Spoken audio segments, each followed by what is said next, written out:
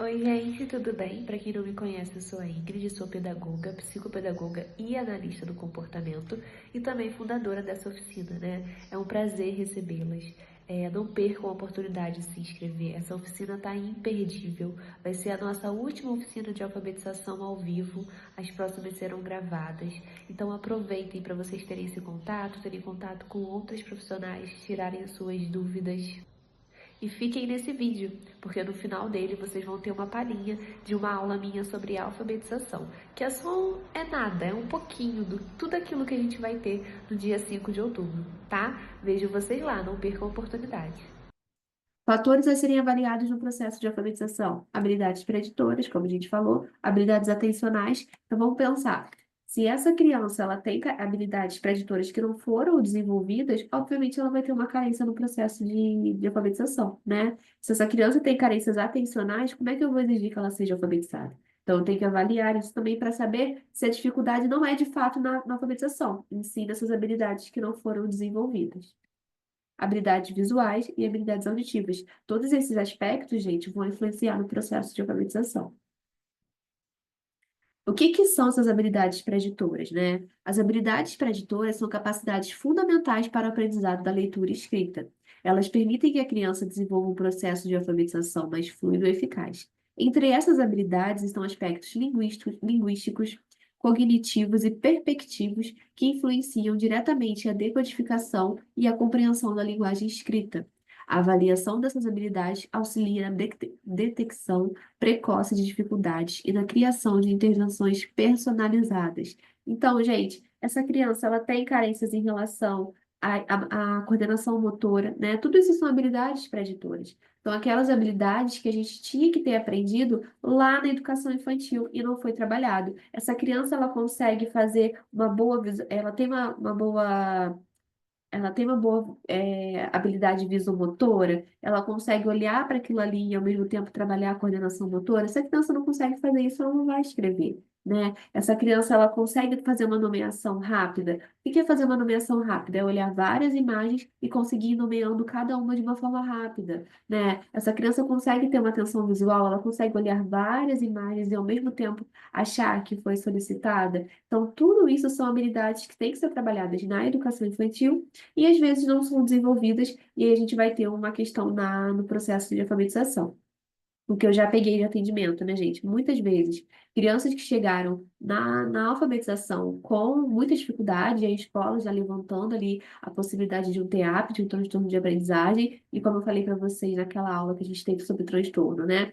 Eu não fecho diagnóstico de TEAP antes dos 9 anos. Eu não estou dando nem a chance dessa criança passar pelo processo de alfabetização. E já chega para a gente essas demandas, né? Ah, eu acho que tem TEAP, e assim, a gente não pode fazer isso. E às vezes, gente, não é o TEAP, isso já aconteceu comigo, né? De pacientes que estavam com muita dificuldade, mas é porque a gente sabe que a educação infantil foi falha, né? Ela não passou aquilo que tinha que ser passado. Então a criança chega na alfabetização para aprender tudo isso junto e ao mesmo tempo que ela tem codificações e letras. Então são processos muito complexos para ela. Por isso que essas habilidades preditoras elas têm que estar bem desenvolvidas, tá? A gente vai aprender um pouquinho sobre cada um. Como é que a gente avalia, né, essas habilidades preditoras, gente? Consciência fonológica. Então, isso aqui é uma coisa que a professora ela já pode começar a trabalhar ali no quinto período. Eu não quero que essa criança saia alfabetizada ou lendo no quinto período. Essa não é a função da educação infantil. Mas apresentar a letra e o som dela para a criança é uma coisa que a educação infantil já pode fazer e às vezes não faz, né? Então, a consciência fonológica, o que que é? A habilidade de perceber e segmentar e manipular os sons da fala, incluindo rimas, aliteração, segmentação de palavras e manipulação de fonemas. A gente vai ver na aula de prática de intervenção de alfabetização que a gente começa pela rima e pela literação. Essa criança consegue identificar o som final da palavra, o som inicial, que é a literação. Se ela não consegue, gente, ela vai ter uma carência no processo de alfabetização. Essa criança sabe o som que a letra está fazendo. Então, assim, a gente tem que avaliar isso, porque se ela não souber isso, a gente vai ter que começar por essa área. Formas de avaliação: jogos de rima e aliteração, brincadeiras com segmentação de palavras, palma pular, atividades de completar palavras. Então, por exemplo, né, vou ter uma listagem ali de palavras que rimam, né? Bola, cola, taco. palavra rima? E ele tem que falar bola e cola, né? Isso eu vou perguntar de acordo com uma lista. Se eu ver que essa criança não está conseguindo, se ela não está tendo noção alguma, é porque ela tem uma carência. A literação, né? Batata, bala e boca. Qual palavra começa com o mesmo som? Batata e bala. Então, assim, se a criança ela não consegue fazer essa junção, a gente tem uma carência na consciência fonológica. Então, segmentação de palavras, né? A gente vai ver que a gente trabalha na clínica com o método fônico.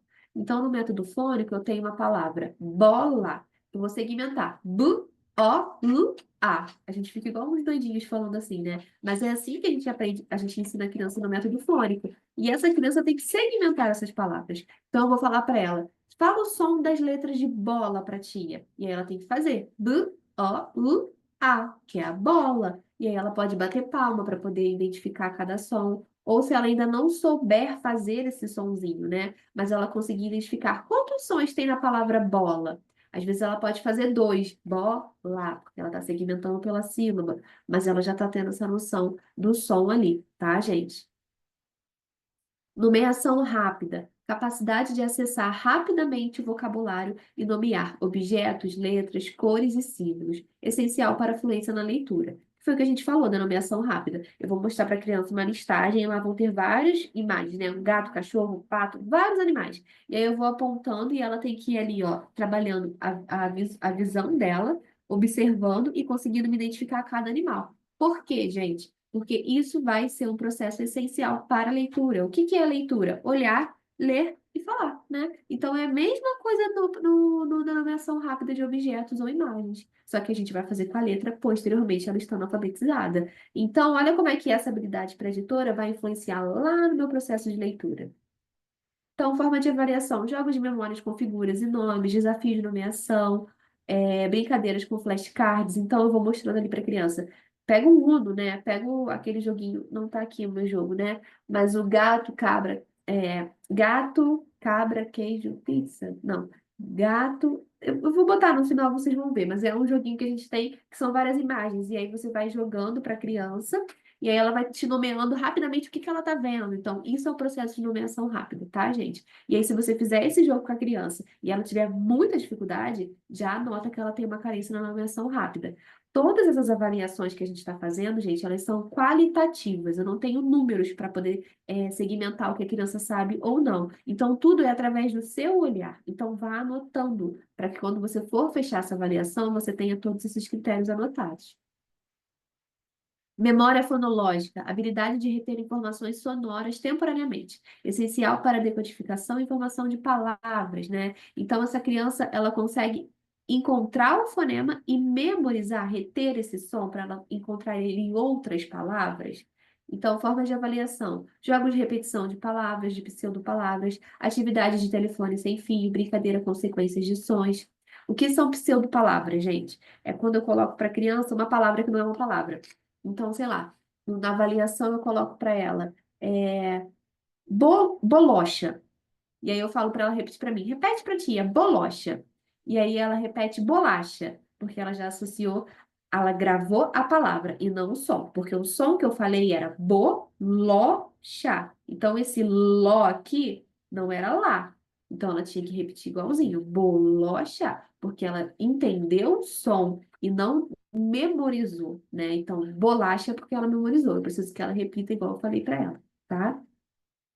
Então, vocês podem também fazer isso, fazer uma listagem de palavras sem sentido, mas que se assemelham a outras palavras, para ver se ela consegue fazer essa nomeação sem ficar gravando, sem vir pela memória dela, né? Avaliação de habilidade preditora, mais uma habilidade que é a habilidade de discriminação fonêmica. Capacidade de diferenciar sons semelhantes, fundamental para evitar erros ortográficos. Formas de avaliação. Jogos de pares mínimos, né? Pato, gato. Brincadeiras de identificação de sons iniciais e finais. Desafios de escutar e apontar a palavra correta. Então, isso aqui é uma criança que já está no estágio um pouquinho mais avançado. Então, ela consegue diferenciar esses sons, né? Eu vou mostrar para ela a imagem de um gato e vou fazer o som. É, Vou mostrar para ela a imagem de um pato e vou fazer o som. G-A-T-O. A tia tá falando do quê? O que que tá aqui? É o pato ou é o gato, né? E aí ela tem que ali identificar. Então, é uma criança que já tá um pouco mais avançada, tá?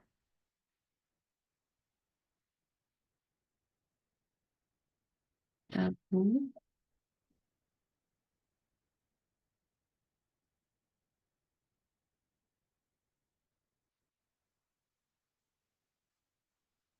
Tá travando, gente. Peraí. Agora foi.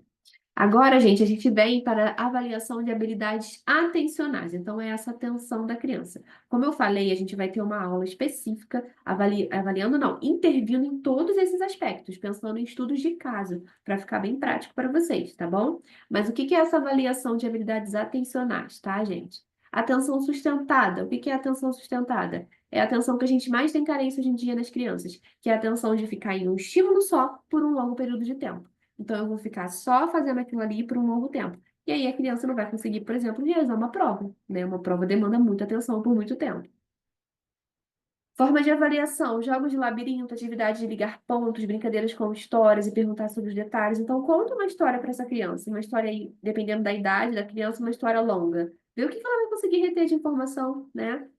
Então, essa é uma forma da gente avaliar a atenção sustentada também.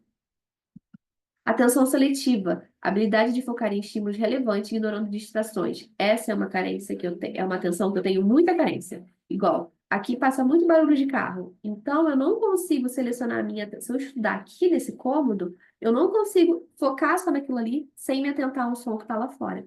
Então eu não consigo selecionar a minha atenção. Então pensa numa sala de aula com várias crianças falando, né? Essa criança, ela tem que selecionar nela, tem que ser seletiva em relação à atenção dela. Ela tem que ignorar todos aqueles estímulos dos amigos falando e focar no que a professora está falando. Então, essa é a atenção seletiva.